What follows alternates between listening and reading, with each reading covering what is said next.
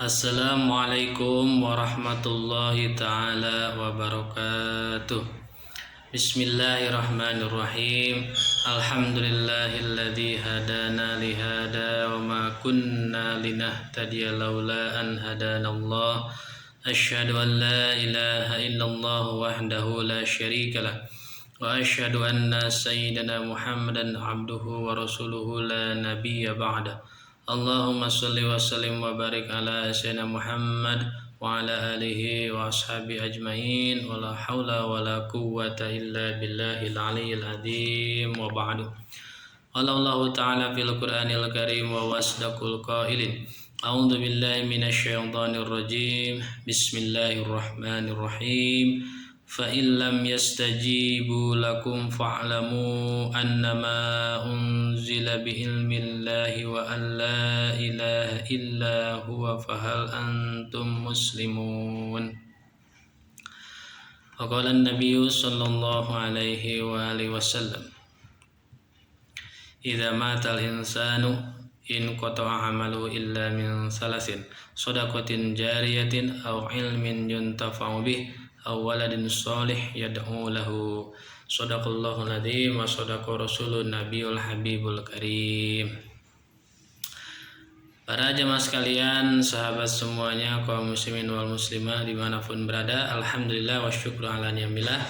Pada kesempatan kali ini ya insyaallah kita akan lanjutkan kembali kajian ilmu tauhid ya. Semoga kita semua senantiasa berada dalam kesehatan ya, dan juga berada dalam rahmat dan maghfirahnya Allah Subhanahu wa taala. Amin ya Allah ya rabbal alamin.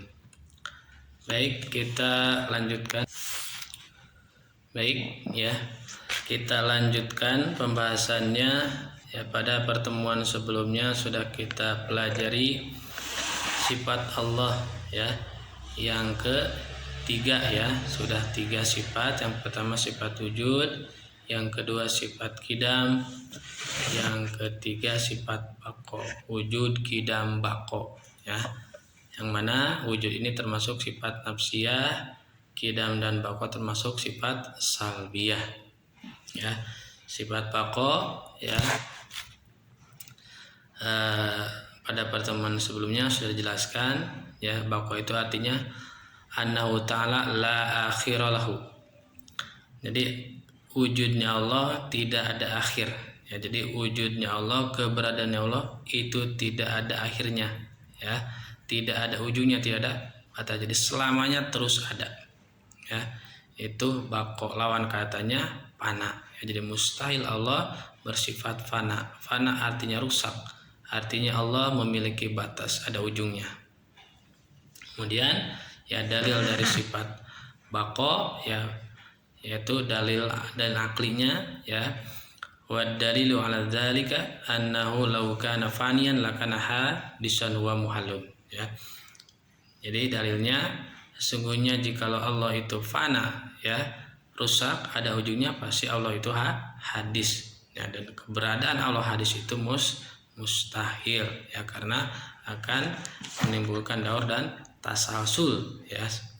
Karena daur dan tasalsul itu sesuatu yang mustahil, dua-duanya tidak bisa diterima oleh akal. Itu dalil akli sifat bako. Nah sekarang dalil naklinya ya, belum dalil naklinya. Baik ya, dalil naklinya di sini kita lihat ya.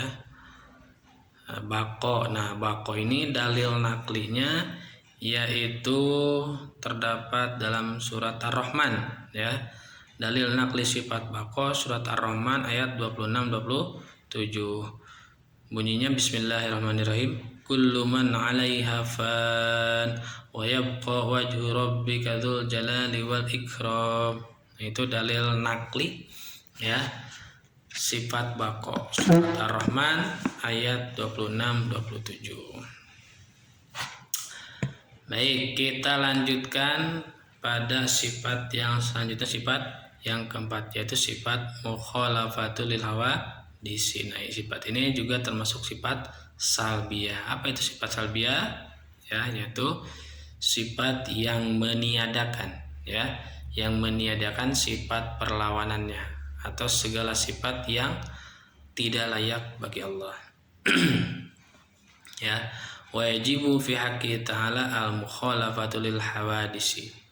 Dan wajib bagi Allah di haknya Allah yaitu sifat mukhalafatul lil hawadisi, artinya berbeda dengan segala sesuatu yang baru. Nah, di sini dijelaskan juga wa ma'nahu. Nah, yang dimaksud makna mukhalafatul hawadisi adalah annahu ta'ala laisa mumasilan lil hawadis, ya. Jadi sungguhnya Allah itu tidak menyerupai dengan segala sesuatu yang bersifat hawadis, yaitu makhluk, ya. Jadi Allah tidak menyerupai makhluk. Maka falaisa lahu yadun wala ainun wala udunun wala ghairu dzalik. Maka Allah itu tidak bisa kita gambarkan mempunyai tangan, ya, mempunyai mata, telinga dan lain sebagainya. Ya. Jadi wujudnya Allah, zatnya Allah itu mukhalafatul lil hawadisi, berbeda dengan seluruh makhluk, ya. Maka tidak bisa digambarkan, ya, bahwa Allah itu punya tangan gitu, ya, punya telinga, punya mata, hidung dan lain sebagainya, ya, karena mata, hidung, telinga itu adalah bentuk daripada hawadis makhluk. Beda dari segala aspek, ya, tidak ada titik temu, tidak ada persamaan, ya, termasuk, ya, kalau misalkan makhluk, ya, dia bergerak, ya, dia bergerak, maka Allah, ya, tidak bisa kita gambarkan dengan bergerak. Kemudian makhluk ada yang mempunyai warna hitam, putih dan lain sebagainya, maka Allah tidak bisa digambarkan mempunyai warna. Kemudian juga termasuk sifat yang ada pada makhluk, seperti makhluk itu kan jirim, ya, ada bentuknya. Nah, sifat jirim itu tahayyuj, menempati ruang kosong. Nah, Allah itu tidak menempati ruang kosong. Tahayyuj itu mencik, itu menempati ruang kosong seperti kita nih, ya. Nah, badan kita ini namanya tahayyuj, ini kan jirim, ya, jadi jirim, ya, bisa terdeteksi oleh panca indera, ada datnya. Jirim. Nah, badan kita kan menempati ruang yang ada di bumi, yang ada di rumah, ya. Badan kita misalkan yang sedang berdiri, kakinya memijak ke bumi, ke lantai. Yang sedang duduk, ya, bokongnya memijak ke lantai, ke bumi. Kemudian badannya, ya, menempati ruang kosong yang ada di udara, karena kan di udara ini penuh, ya. Jadi udara ini penuh, maka badan kita atau apapun itu, ya, itu menempati ruang kosong, ya, yang ada di udara. Itu tahayyuj namanya, mencik, ya. Jadi segala sesuatu yang berjirim, ya, itu pasti tahayyuj, menempati ruang kosong. Nah, ya, maka Allah tidak menempati ruang kosong, ya, tidak berpijak, tidak menempati ruang kosong, tidak tahayyuj, karena Allah tidak berjirim, ya, berbeda dengan makhluk. Jadi, ya, intinya Allah itu tidak menyerupai seluruh makhluk dalam segala segi aspek, ya, dalam semua aspek, ya, dalam semuanya tidak ada titik temu, tidak ada persamaan, walaupun hal sekecil apapun tidak ada persamaannya, begitu, ya. Tidak ada sarupa sinarupanya kalau Sunda, gitu, ya. Jadi artinya tidak ada sesuatu yang kecil pun, ya, titik temu antara Allah dan makhluk, tidak ada persamaannya, ya. Baik. Ya, itu sebetulnya bisa diperluas, ya, penjelasannya, ya.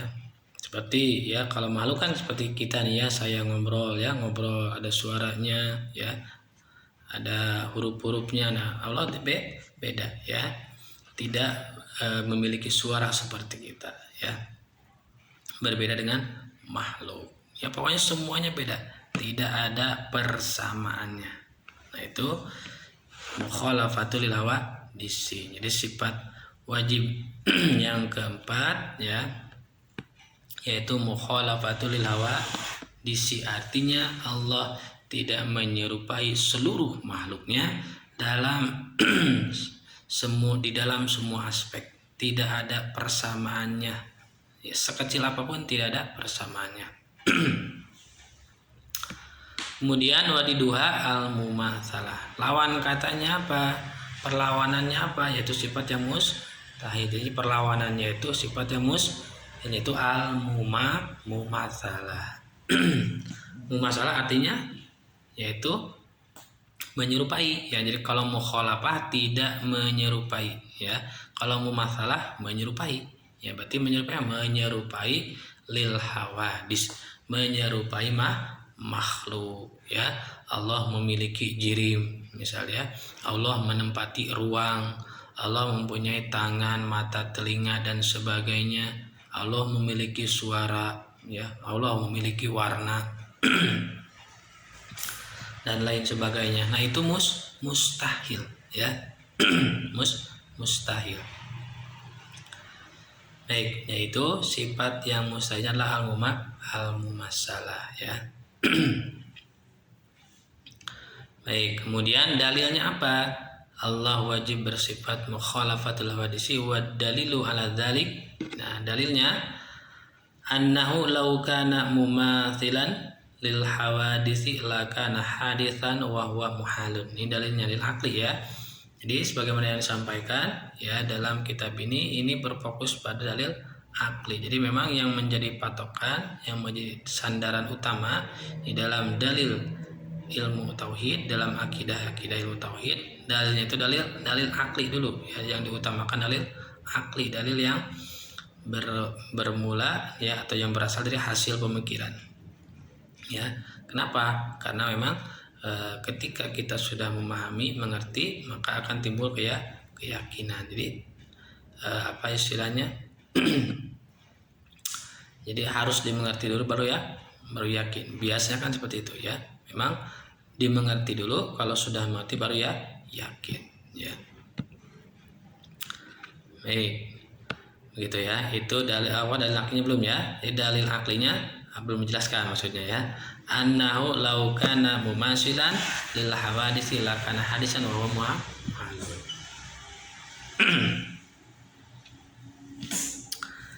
Ya, baik. Jadi dalil aklinya, seandainya Allah itu mumasilan ya, karena tidak ada space ya, tidak ada jeda ya, sebagaimana yang sebelum-sebelumnya. Kalau Allah tidak mukhalafah berarti mumasalah, kalau Allah tidak mumasalah berarti mukhalafah, tidak ada space di antara keduanya, tidak ada sesuatu di antara keduanya.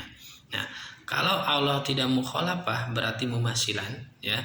Kalau Allah mumasilan, kalau Allah menyerupai makhluknya lakana hadisan, maka pasti Allah itu pangkatnya, statusnya hadis baru ya. Kenapa bisa demikian? Lianna jami'a ma sabata li ahadil mithlain yasbutu lil akhar. Karena segala sesuatu yang tetap ya pada salah satu yang yang saling menyerupai, maka akan tetap juga pada yang lainnya. Ini ya, misal contoh nih ya, contoh kecil ya. Kita kita punya tangan ya, kita punya mata, telinga, hidung ya, dan anggota tubuh yang lainnya. Kemudian teman kita ya juga mempunyai tangan, mata, telinga, dan hidung. Nah, berarti itu kita dengan teman kita itu mumatsalah, saling menyerupai ya, saling menyerupai, sama. Maka yang tetap pada salah satunya tetap pada yang lain. Apa? Misalkan ya, sifat yang tetap pada kita itu adalah hudus. Kita itu baru. Saya baru, pangkatnya hudus karena keberadaan saya ada awalnya Nah, ketika saya sama dengan orang lain, dengan teman saya, itu sama-sama mempunyai tangan, mata dan lain sebagainya. Nah, karena saya kudus, maka pasti ya teman saya juga kudus pangkatnya, baru ya. Itu ya. Ya, lianna jami'a ma sabata li ahadil mithlain yathbutu lil akhar. Ya, karena saya statusnya kudus ya, baru maka teman saya juga pasti ya dia pangkatnya kudus, ada awalnya gitu ya. Atau contoh lain, misal kain ya, kain baju ya, kain wol, kain katun misalnya. Nah, ada dua kain, yang satu dibuatkan baju kemeja misalkan ya, yang satu lagi dibuatkan baju gamis ya. Baju kemeja ini biasa ada apa sih namanya, ada kerah bajunya begitu kan, ada lubang tangannya begitu ya. Kemudian gamis juga sama, ada kerah bajunya, ada motifnya juga mungkin sama. Nah, ini kan saling mislain ya, salah saling menyerupai. Maka sesuatu yang tetap pada salah satunya, maka yang satunya juga pasti ya akan tetap sesuatu tersebut. Apa ya, yaitu misal jenis kainnya ya.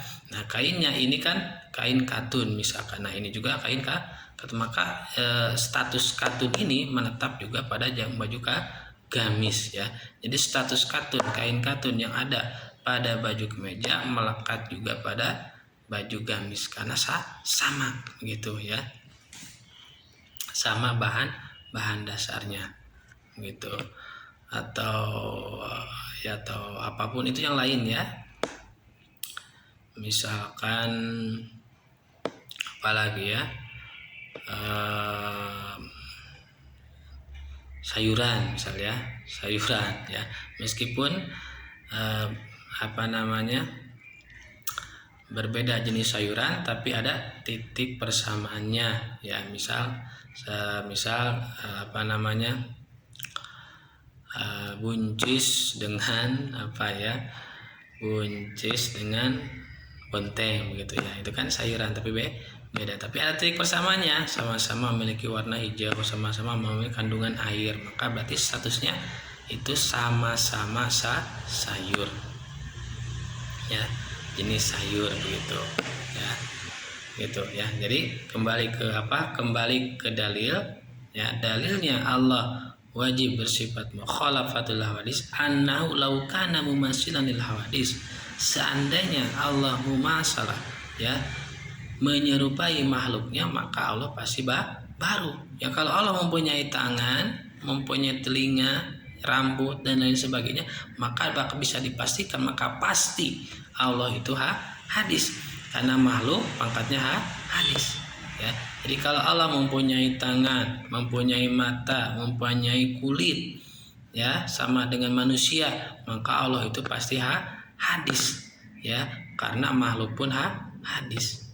Nah, karena hadisan ya, pasti Allah hadis. Jadi jika Allah menyerupai makhluk ya, sedangkan makhluk pangkatnya hadis, maka pasti Allah pun hadis. Wa huwa muhalun, sedangkan keberadaan Allah itu hadis itu mustahil ya, sebagaimana dalam penjelasan yang sifat sebelumnya ya. Mustahil kalau Allah hadis, mustahil. Kenapa mustahil? Karena kalau Allah hadis pasti butuh kepada muhdis, yaitu mengadakan. Karena setiap sesuatu yang baru butuh yang mengadakan, pasti ada yang menciptakan gitu ya. Jadi kalau Allah baru pasti ada yang menciptakan ya, butuh karena muhdis. Nah, maka butuhnya Allah kepada muhdis ini akan mendatangkan daur dan tasalsul ya, yang tidak ada ujungnya itu ya. Nah, sedangkan daur dan tasalsul ini mustahil karena tidak jelas siapa nanti yang pertama kali menciptakan ya, mustahil gitu ya. Itu dalil dalil aklinya. Dalil akli sifat mukhalafatul lil hawadisi. Sekarang dalil naklinya ya. Dalil naklinya ada ya. Dalil naklinya ya, baik. Dalil nakli sifat mukhalafatul lil hawadisi yaitu terdapat dalam surat Al-Ikhlas ayat 4. Ya, bunyinya bismillahirrahmanirrahim, walam yakul lahu kufuwan ahad. Ya, walam yakul lahu kufuwan ahad ya, dan tidak ada sesuatu pun yang setara dengannya ya. Artinya seluruh makhluk tidak ada titik persamaannya dengan Allah. Allah tidak menyerupai seluruh makhluknya dalam segi aspek apapun ya. Beda begitu ya. Baik, itu sifat yang keempat, wujud, qidam, baqa, mukhalafatul hawa. Di sifat yang keempat ya, yaitu sifat mukhalafatul hawa. Di sini juga termasuk sifat salbiyah. Baik. Kemudian kita lanjutkan kepada sifat wajib yang kelima. Wa yajibu fi haqqi ta'ala al-qiyamu bin nafsi wa ma'nahu annahu ta'ala la yaftakiru ila mahallin wala ila mukhassisin ya. Dan wajib di haknya Allah yaitu al-qiyamu bin nafsi, sifat qiyamuhu bin nafsi. Artinya apa? Wa ma'nahu annahu ta'ala la yaftakiru ila mahallin wala ila mukhassisin. Artinya al-qiyamu bin nafsi itu artinya Allah, sesungguhnya Allah tidak membutuhkan ila mahal itu dat ya. Mahal itu maksudnya dat. Allah tidak membutuhkan dat yaqumu bihi yang Allah berdiri pada dat tersebut. Wala ila mukhassisin, dan Allah tidak membutuhkan kepada mukhassis, artinya mukhassis itu yang menciptakan ya. Jadi keberadaannya Allah itu ya apa sih namanya?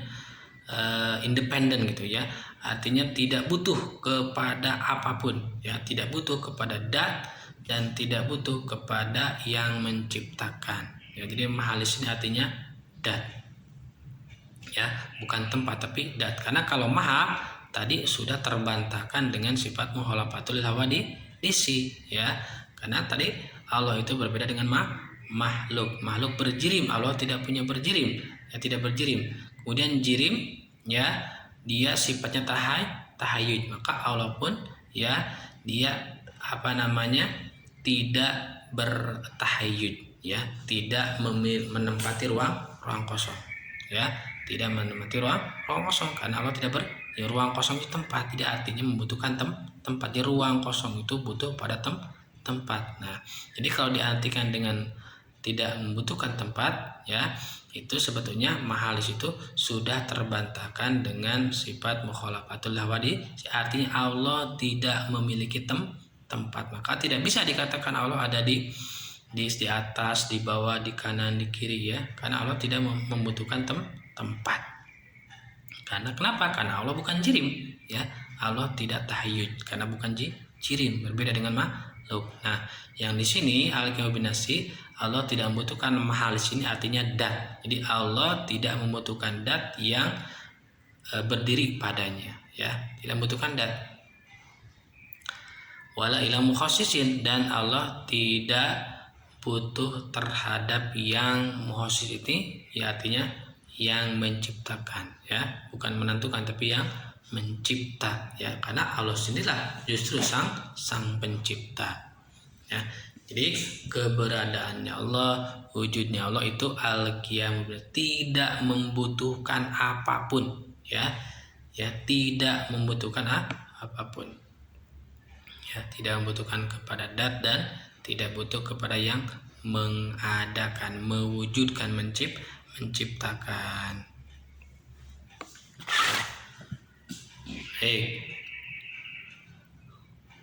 Wadiduhu, lawan katanya apa? Al-ihtiyaju ilal mahalli wal muhassis ya.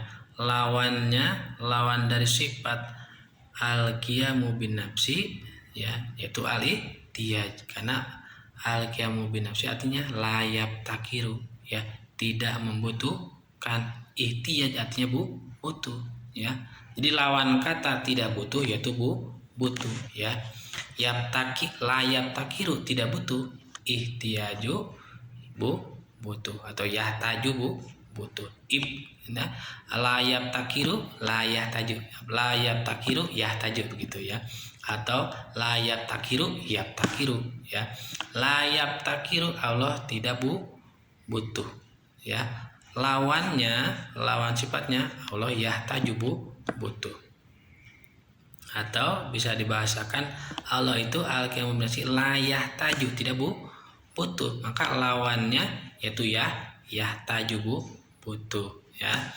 Jadi itu sebetulnya yaftakiru ibtikor yahtaju ihtiyaj itu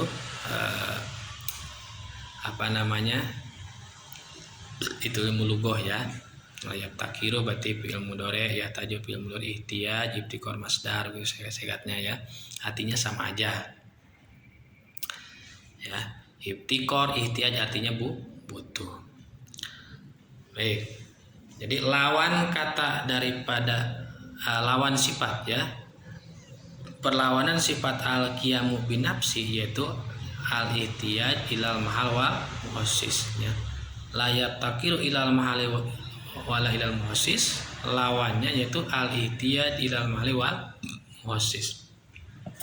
Jadi mustahil Allah butuh ya, punya sifat butuh. Jadi Allah mustahil bersifat butuh ya terhadap dat dan yang menciptakan. Mustahil Allah membutuhkan dat dan butuh kepada yang menciptakan. Itu lawan katanya ya, mustahilnya gitu.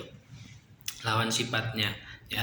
Jadi perlawanan sifat al-qiyamu binafsi yaitu sifat mustahilnya apa? Al-ihtiyaju ilal mahali wal mukhassis. Karena mana al-qiyamu binafsi adalah la yaftakiru ila mahalin wala ila muhassisin. Ya, jadi mustahil, tidak mungkin Allah kepada dat dan butuh kepada yang menciptakan. Dalilnya apa? Wa dalilu ala dzalik annahu law ihtaja ya ila mahalin lakana sifatan wa kaunu sifatan mahalun ya, walau ihtaja ila muhassisin lakana hadisan wa kaunu hadisan muhalun. Jadi dalilnya dalil akli ya. Dalilnya dalil akli ini, jikalau Allah itu butuh kepada dat lakana sifatan, maka Allah itu sifat. Kalau Allah butuh kepada zat, maka bisa dipastikan maka pasti Allah itu sifat ya. Karena yang karena yang membutuhkan dat ya, yang yang menempel pada dat ya, yang berdiri pada dat itu sifat ya. Jadi jikalau Allah butuh kepada zat ya, berarti Allah itu sifat ya. Kalau butuh karena berarti sifat ya. Jadi ada zat, ada sifat. Zat artinya sesuatu yang bisa berdiri dengan sendiri. Sifat artinya sesuatu yang tidak bisa berdiri sendiri, bisanya berdiri pada sesuatu yang lain, yaitu pada zat ya. Bisa seperti tembok yang di belakang saya nih ya, dinding putih, dinding warnanya putih. Nah, dindingnya itu zat, warna putihnya itu sifat ya. Nah, dinding ini dia ya al-qiyamu binafsi, bisa berdiri sendiri meskipun tidak ada warna putih, tetap dinding itu bisa wujud, bisa ada. Tapi warna putih ya tidak bisa ada terkecuali harus ada dindingnya. Tidak mungkin ada warna putih bergeletak, tidak mungkin, pasti ada datnya, ada esensinya begitu ya. Jadi sifat itu pasti membutuhkan dat, tidak bisa sifat berdiri sendiri begitu ya. Jadi ada zat, ada sifat. Dat ya sesuatu yang bisa berdiri sendiri ya. Kalau sifat sesuatu yang menempel atau berdiri pada sesuatu yang lain ya. Begitu. Nah, kembali kepada yang tadi ya. Jikalau Allah itu membutuhkan kepada zat, berarti Allah itu sifat. Karena yang membutuhkan kepada zat itu sifat. Ya. Karena yang membutuhkan kepada zat itu sifat. Wa kaunu sifatan malun, dan keberadaan Allah sifat itu mustahil. Ya, jadi kalau Allah itu sifat mustahil. Kenapa? Karena sifat tidak mungkin akan disifati oleh sifat yang lain. Ya, jadi kalau Allah sifat, maka sifat yang 20 wujud, qidam, baqa, mukhalafat itu tidak mungkin ada pada Allah karena Allah sendiri sih sifatnya ini mustahil. Karena sifat tidak mungkin berdiri pada sifat. Ya. Sifat wujud berdiri pada qidam berdiri pada baqa, tidak mungkin, ya. Jadi sifat itu berdirinya pada dat, sifat itu adanya pada dat, pada esensi, begitu ya. Nah, ya, baik. Jadi Allah itu zat, ya. Allah itu zat Allah, ya. Jadi ya dalilnya ya masih berbicara dengan dalil.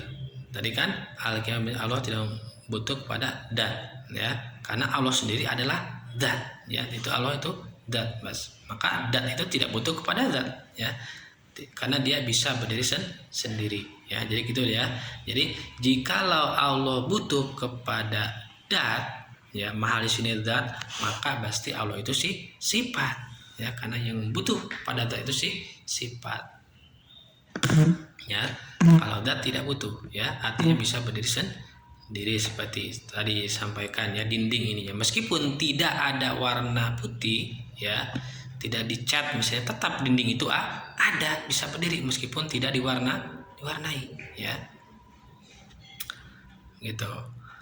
Baik, wa kaunuhu sifatan muhalun, dan keberadaan Allah sifat itu mustahil, ya, mustahil karena Allah kalau sifat, maka sifat yang wajib 20 tidak mungkin ada pada Allah, ya, karena sifat tidak mungkin berdiri pada sifat itu berdirinya adanya pada zat, ya.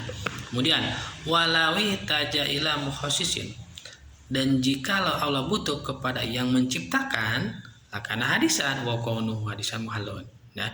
Dan jika Allah butuh kepada yang menciptakan, berarti Allah itu hadis. Karena yang butuh kepada yang menciptakan itu adalah pangkatnya hadis. Segala sesuatu yang butuh kepada Moses yang menciptakan adalah hadis, ya. Sebagaimana yang disampaikan pada tadi, ya, pada yang tadi juga disampaikan pada pertemuannya lalu juga disampaikan. Jadi semua yang sifatnya hadis pasti butuh kepada muhdis, yaitu menciptakan, ya. Ya, jadi jikalau Allah butuh kepada mukhasis, butuh kepada yang menciptakan, pasti Allah itu hadis baru. Sedangkan keberadaan Allah itu hadis itu mustahil. Kenapa? Karena kalau Allah hadis nanti akan mendatangkan daur dan tasalsul. Sedangkan daur dan tasalsul keduanya mustahil. Baik, ya. Itu dalil akli daripada sifat al-qiyamu bin nafsi. Baik. Ya, saya ulangi, ya. Jadi dalil dari sifat pada sifat qiyamu bin nafsi adalah annahu lawita ila mahallin lakana sifatan wa sifatan muhalun wa lawita ila muhasisin lakana ada wa hadisan muhalun. Jika Allah butuh kepada sifat, ya, jika Allah butuh kepada dat, maka Allah itu adalah sifat. Sedangkan keberadaan Allah itu sifat itu mustahil. Dan jika Allah membutuhkan kepada mukhassis yang menciptakan, maka berarti Allah itu hadis. Sedangkan keberadaan Allah itu hadis itu mustahil, ya. Maka ketika Allah jadi mustahil, maka wajib Allah itu bersifat al-qiyamu bin nafsi, ya. Jadi sifat wajibnya al-qiyamu bin nafsi, mustahilnya adalah al-ihtiyaj, ya, butuh ilal mahal wal musis. Itu dalil aklinya sudah, ya. Sekarang dalil naklinya. Dalil nakli sifat qiyamu bin nafsi, ya. Dalil nakli sifat al-qiyamu bin nafsi ini terdapat pada surat Al-Isra, ya. Surat Al-Isra ayat 11, ya. Bismillahirrahmanirrahim. Wa qulil hamdulillahilladzi lam yattakhidh waladaw wa lam yakul lahu syarikun fil mulki wa lam yakul lahu waliyyun minadh-dhulli wa kabbirhu takbira, ya, surat Al-Isra ayat 111. Itu dalil nakli sifat al-qiyamu bin nafsi. Baik, ya sahabat semuanya, kaum muslim dan muslimah dimanapun berada, ya cukupkan sekian dulu, mudah-mudahan bermanfaat, ya. Semoga kita semua senantiasa diberikan kesehatan dan ketaatan di dalam beribadah, keistiqomah dalam beribadah. Baik, insya Allah nanti kita lanjutkan, ya, di part selanjutnya, di episode selanjutnya. Baik, wallahu alam bishawab. Subhanakallahumma wa bihamdika asyhadu an la ilaha illa anta astaghfiruka wa atubu ilaik. Baik, sekian, mohon maaf bila ada kesalahan. Assalamualaikum warahmatullahi wabarakatuh.